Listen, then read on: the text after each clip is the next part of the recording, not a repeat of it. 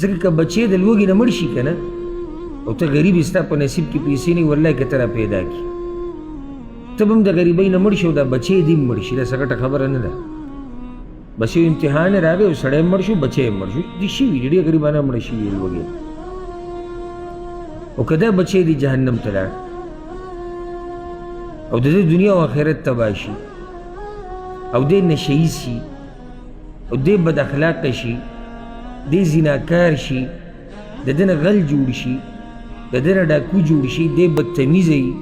دې بې حیایي دې فحاشیانې کوي د ده نه ډم جوړ شي د ده نه اجرا جوړ شي غم دا دی اوس هغه اجرا چې دې جوړ شو ډم غل ډاکو زناکار بېلمازه بدتمیزه هغه په خېټه ښه مور دی تا څه ګټه وکړه ته ماته ده ووایه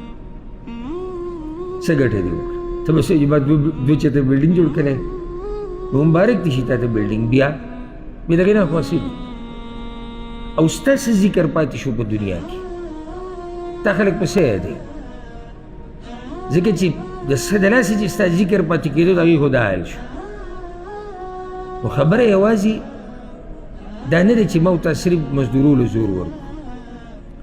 د هغې سره نور هم ډېرې اهمې خبرې دي سوال زما دا دی که موږ یې تربیت نه کوو نو څوک یې کوي چا ته یې پرېږدو ستا څه خیال دی چې د لارو کوڅو کې چې را کوم نشهیز ګرځي دوی ته یې پرېږدو چې په نشو یې راوړی یا دې ټیک ټاکرانو ته یې پرېږدو چې ټیک ټاک یې جوړوي یوټیوب یې جوړوي سونډي مونډي اړې راړی هغو ته یې پرېږدو